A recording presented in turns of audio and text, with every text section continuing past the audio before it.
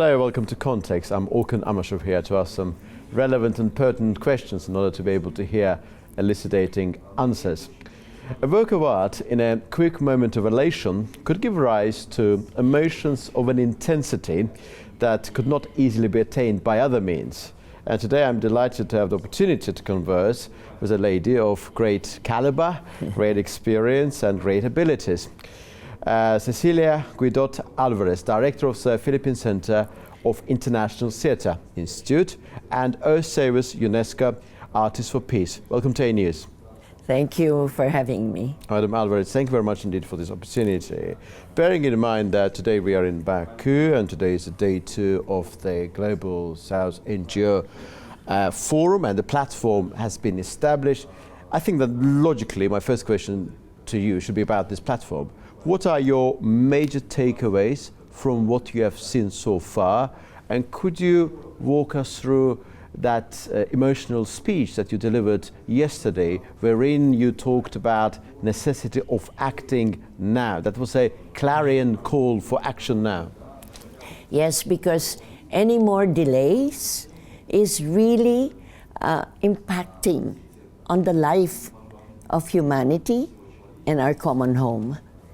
We cannot surrender. We cannot say, let others do it. It's got to be every citizen's responsibility. And the driving force that can conscientize, motivate engagement of everyone in saving our ailing Mother Earth is the arts, because it reaches your heart and expands your consciousness and binds you to some kind of a global family citizenship. Madam Guidot Alvarez, apart from your speech, what we have noticed there as a matter of critical vitality is that we are in the presence of something very big. The Global South is a big geography. It's a massive geography. This definition is very loose, but it's very clear. It contains entire Africa, it contains the large swathes of Asia, South America, and so forth. And the questions being asked about whether this notion, Global South, we're not talking about NGO segment, just the Global South, is actually primarily by definition against what we call Global North or Western civilization. Or do you think it's a misrepresentation and based on shallow understanding of these issues? I think there is a misrepresentation or a kind of fear, because when you consider the geographic range of the South, it's so much bigger than the North, if it is awakened. But the awakening is really to understand and appreciate your cultural identity, who you are, what is the wealth of your history, of your heritage, of your habitat, of your language, of your own creative industries. This has to surface. It cannot be submerged. Whether we like it or not, history shows us colonialism. And the important thing about the Global South is just reinforcement of this cause, of this need to be together, to care for each one. And we are not negating the North. All we want is to strengthen our sense of identity and common cause and be on equal footing in a dialogue, not as a second-class citizen or not out of favor, but our own recognition of our strength, who we are, and we belong and we care for one world family. So we are not dividing. We are, in fact, reinforcing the concept that we are one family and we must care for each other. It's not one is better than the other, but each one has its own wealth of culture, of history, of caring, because the essence of living in peace and harmony with all nations and also to be loving to Mother Earth. As Pope Francis said, care for creation, which is the womb of life. It is out of this impulse, this drive, that we are one family. But whether you like it or not, the fact is there. Somehow, because of colonization, there has been a submergence of our own identity. And it's just a process of recovery. It is a process of affirmation. And it is equally a recognition that we are connected to each other. We can't have a decent, safe, clean, healthy world if we are not linked together. And we're not separating the North and the South. It's not about reinforcement of the past boundaries. It's about actually going beyond them, transcending them. Actually, you talked about global village, global family. I think you used the term global family. We talked about colonialism, which is a very fascinating, interesting subject. Do you think that recovery from the consequence of colonialism is actually possible for many countries? I mean, there are those in India who would say that British colonialism was, of course, bad in many respects, but it wasn't entirely bad. There are some good things about it which could There's good and bad. Good and bad. Yeah. So it's not about outright rejection of that colonial past, rather about sort of reinforcing your own identity and also being differential towards some of the things which were brought from outside and could still be integrated into your being as well. There are good things. Yeah. For instance, the Philippines, our country, has been foremost in linkage with other countries in promoting the Dia del Galion. So many hundreds of years ago, this first global exchange was through the galleon. Of course, there was the transfer of religion, of trade, commodities, and culture as well. But now we are reprising this kind of galleon route that was there many hundreds of years ago.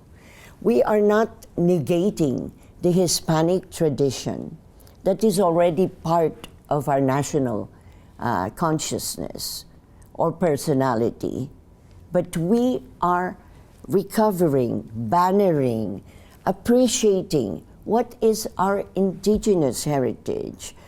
We were somebody, we were not nobody before colonizers came, and we went through Spain, we went through America, we went through Japan, and we're now all friends. But what is important is we have to know who we really are, know our spine, and then welcome whatever are helpful. And when we propose this culture input in COP, which started with the strong support of the NGO Azerbaijan coalition, yes, with Ramil and his team, and the presidency here of COP29, and we're wanting to move it or to actualize it in Belém and in all, because there is a failure of communications. All these documents of the United Nations is unknown to the farmer, the fisher folk, the driver that must be told about being part of the effort not to breach 1.5 degrees Celsius so that life can be better saved, right?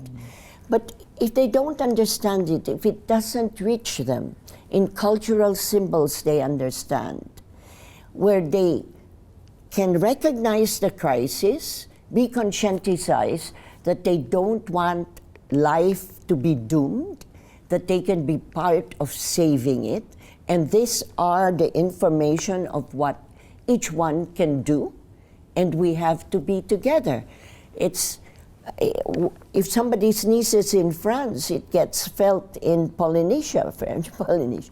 I mean, we are an interconnected world. I mean, I remember yesterday when I was listening to your speech during that panel. You said that you attended all the COPs, I think, from COP1 from 1995. Yes, I have been in COP1. My husband was the senator in charge, and he was a pioneering voice with the Manila Declaration of protecting small island states from climate change catastrophes. That was still unthinkable in 1995. But it was there, it was fought in Berlin, it was a continuing struggle, now up to loss and damage, and technology transfer. I mean, we have to be collaborating, we have to be caring. I think compassion is the key, and that's why we say the arts is so important, because it builds empathy. You're able to imbue values, you're able to drive the concept of transformation. I was a 16-year-old girl when I realized the power of the arts. I was in a program for drama. It's a graduate school. I was an undergraduate, but I had to transfer the teaching that I secured to an orthopedic hospital, and everybody was armless or on wheelchair, on all kinds of despair and anger. And through the arts, in just 6 weeks, or not even every day, but 3 times a week, we could share a very relevant, transformative kind of arts experience where they're able to have an insight, build innovation, reflect on their condition, give them confidence and capacity to know that I can overcome. The spirit will triumph. And I saw it. Somebody who wouldn't talk to you, really in a very hateful mood, after a performance, through the experience, was like a butterfly out of a cocoon. The transformation really sent tears. No microphone, loud voice, smiling now. Not anger, but developing a sense of confidence. I can overcome. And if all governments think of culture as a policy, as really a force for education, as a means to bridge your kind of mindset that you can really triumph over any adversity. That is the key of development. It's not just our natural resources, it's important, but no corruption. It must be equitably and judiciously used for all. Yeah. But human resources development is critical. You talked about transformative power of the arts, yes, and you're artist yourself. Do you think it is possible for one person to be a brilliant artist, a person of deep understanding of life and great depth, but still incredibly bad, destructive person? Absolutely. There is such a thing as also the power for conversion. We work with drug addicts, and you'll be amazed.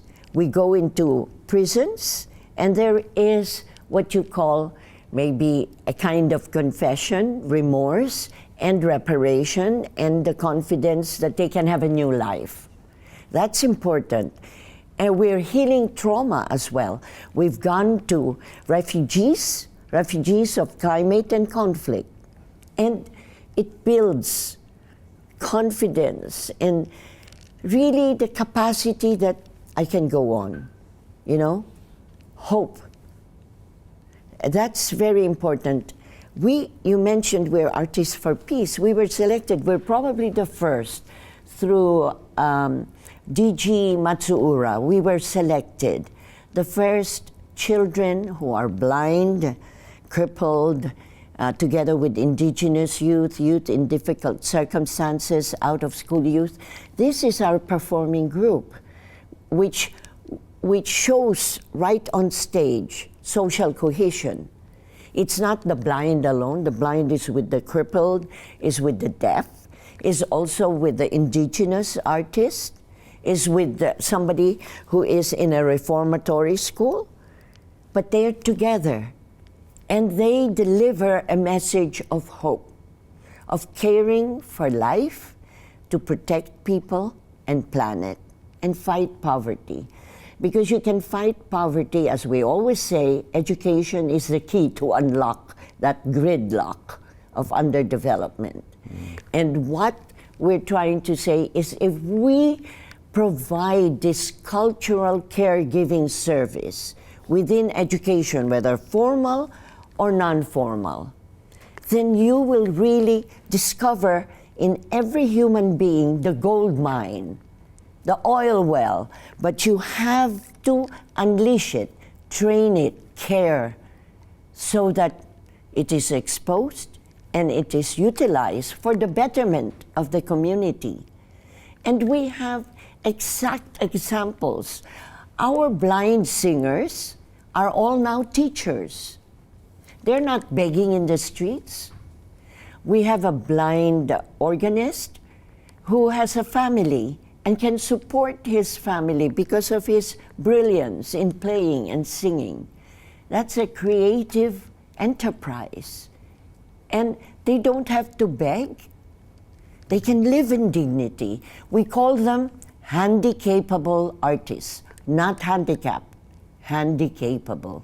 Very interesting, the phrase. And you also mentioned the very interesting unlocking the gridlock, to unleash the whole potentiality. Yeah. Back to COP29, you were here in Baku during COP29. Yes. Back then, everybody was talking about global north, global south. There was a need to use your phrase, unlock this gridlock in order to unleash the potential of that congregation. Yeah. There was a moment everybody was saying that insecurity decision would not be taken because there was opposition from global south, global north wasn't committed. You observed the atmospherics are known to you, of course, you know everything about it. Fundamentally, from your perspective, what were the main reasons actually keeping these parties apart from each other, beyond the question about who should pay or what? Why on earth, in view of the absolute inevitable criticality of the moment and the task and the challenge, which is gargantuan, it's about our planet, it's not about our national identity, it's not about a given country, why still we are not so committed? I mean, when you say we mean the global world. We're not very committed. Procrastination seems to pervade. It's really that wonderful excuse of delay and finding rationale. It's a blame game that is being played. And we have the civil society to be the conscience, to amplify the voices of the unfortunate, of the forgotten, of the lost, the least, the lonely, the last. They have to be embraced. Excuse me, but you can get mad, when they keep on saying, nobody left behind, inclusivity, yet they're not walking the talk. There's no such thing as inclusivity happening. It is, that's why you have political problems in almost all countries when there is no real devoted public service. So I believe the NGO civil society concern to honestly better the condition of the lives of the people, because they're on the ground. They have the angst, they feel it, they know it, and something has to be done. And I don't believe money is the problem. Money wasted is the problem. Money misdirected. If the policy is like what we are suggesting that has been more or less agreed upon on the NGO level, but with some affirmation from a number of countries officially, then it's really important when you consider how much money is spent for every country pavilion in a COP. But there is an absence of culture time. What we want is, if it's there, it should be having an open space anytime in the morning, noontime, lunch, just before leaving, to have a cultural manifestation through techno arts that can be online. You can almost have a virtual Olympics, a techno-resiliart Olympics, that clearly manifests within each country the problem that they face, the common crisis that we are engaged or challenged, and what are the solutions, the good examples. If it is shared, we can have a gathering, a collection, the sharing. Everybody says technology transfer, but there should also be a cultural caregiving exchange. Cultural caregiving exchange. Yes, that's what we do. We give free arts education to vulnerable groups because they have to be empowered creatively. You have to build their imagination, their confidence. You have to give them the skill for them to develop through their own talent and to source the wealth of heritage that they can utilize. And you know, sustainable tourism will never be at its premium unless you develop the heritage of the country and the artistic expressions of the people. I mean, you look at Azerbaijan, it's my last question, going to be the last question to you. When you look at Azerbaijan, do you see all of those elements that we talked about preservation of one's heritage, about the very strong sense of one's own very specific national identity, place in the world? Because the reason why I'm asking this question, this event is happening in Baku. Azerbaijan is part of the global south, but it also perceives itself as a bridge between global north and south. It should be. It means that Azerbaijan probably under the impression or believes that it is very resourceful when it comes to its cultural identity. It knows that it will not be suffocated, it will not be subjugated to anybody. How do you see Azerbaijan in that sense? Actually, the arts can bond nations together. Politics divides. If cultural diplomacy is part, really, I mean, honest cultural diplomacy, meaning to say not cultural diplomacy to overrun somebody, but with an equal respect of the value of each cultural heritage or expression that can enrich both, engage in the encounter. It shouldn't be dominance or somebody accepting submission, but it is on an equal footing of respect and appreciation. Well, thank you very much indeed for this lovely and absolutely delightful conversation. Cecilia Guidotti Alvarez, Director of the Philippine Center of International Theatre Institute and UNESCO, the Artists for Peace. Yes, I mean, it's a responsibility. Yeah. I mean, unless we have peace, look at all the war. Yeah. It's aggravating the carbon up in the air.